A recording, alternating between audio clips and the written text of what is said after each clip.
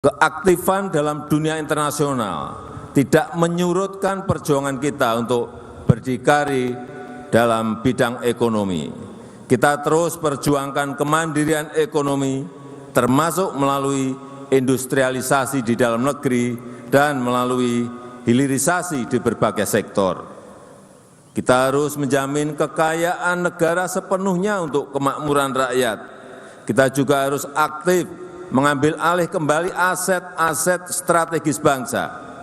Kita kelola dan manfaatkan sebesar-besarnya untuk kesejahteraan rakyat, kesejahteraan masyarakat. Salah satunya adalah Blok Rokan di Riau ini, tempat yang kita pakai untuk upacara peringatan hari lahir Pancasila. Setelah saham mayoritas Freeport kita ambil alih, kemudian kita ambil alih Blok Rokan ini di Dumai, yang merupakan blok migas paling produktif dalam sejarah perminyakan Indonesia.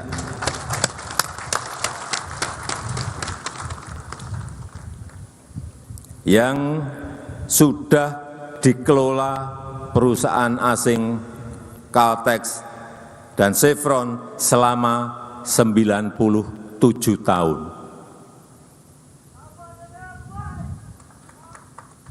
Kita harapkan kehadiran Pancasila sebagai pembebas dari ketergantungan kita pada pihak asing.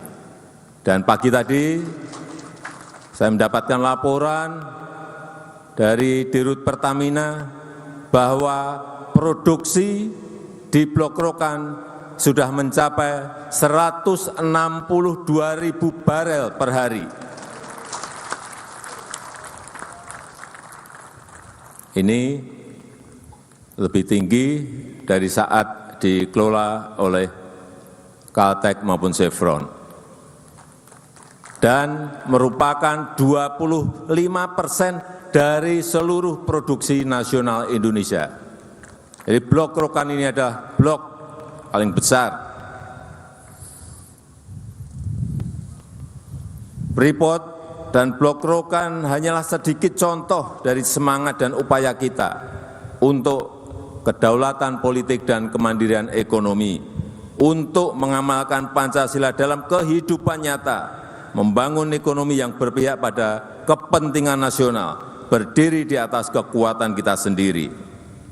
Saudara-saudara sebangsa dan setanah air, selain itu kita juga ikut terus berupaya dalam gerakan dunia menuju ekonomi hijau. Pilihan ini tentu bukan karena kita ingin ikut-ikutan, tapi karena kita mempunyai kekuatan besar, karena kita punya daya saing tinggi dalam ekonomi hijau. Kita punya hampir semua jenis energi hijau, mulai dari energi panas bumi, energi surya, energi air, energi angin, dan energi ombak. Kita juga punya hasil kebun yang bisa diolah menjadi biodiesel, bioetanol, dan bioaftur. Kekuatan energi hijau ini akan mengundang industri hijau, akan mengundang pembiayaan ekonomi hijau, menghasilkan green food, pangan hijau, dan membuka peluang-peluang bagi green jobs yang mensejahterakan dan sekaligus berkelanjutan. Maka dari itu, transisi energi harus dilanjutkan secara bertahap. Kita harus mempercepat transisi energi menuju energi hijau.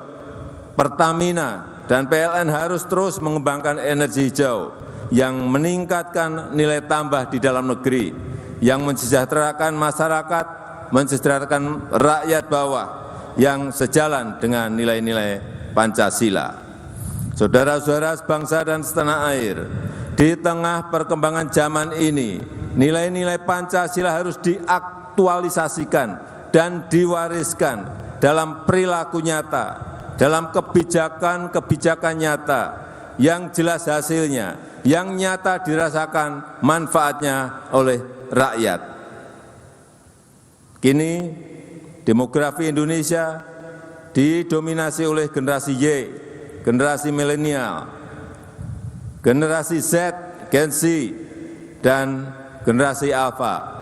Oleh karena itu, cara kita mensosialisasikan Pancasila juga harus dengan cara-cara mereka, dengan praktek-praktek teladan yang nyata, dan menggunakan serta mengembangkan budaya Indonesia. Saya mengajak seluruh rakyat Indonesia untuk terus memegang teguh nilai-nilai Pancasila, menunjukkannya dalam ucapan, perilaku, dan kebijakan yang berpihak nyata kepada seluruh rakyat Indonesia dan menjadikan Indonesia berwibawa di mata dunia. Itu saja yang ingin saya sampaikan dalam kesempatan yang berbahagia ini. Semoga Allah Subhanahu wa taala selalu meridhoi ikhtiar kita untuk menjaga Pancasila, menjaga NKRI. Terima kasih. Wassalamualaikum warahmatullahi wabarakatuh.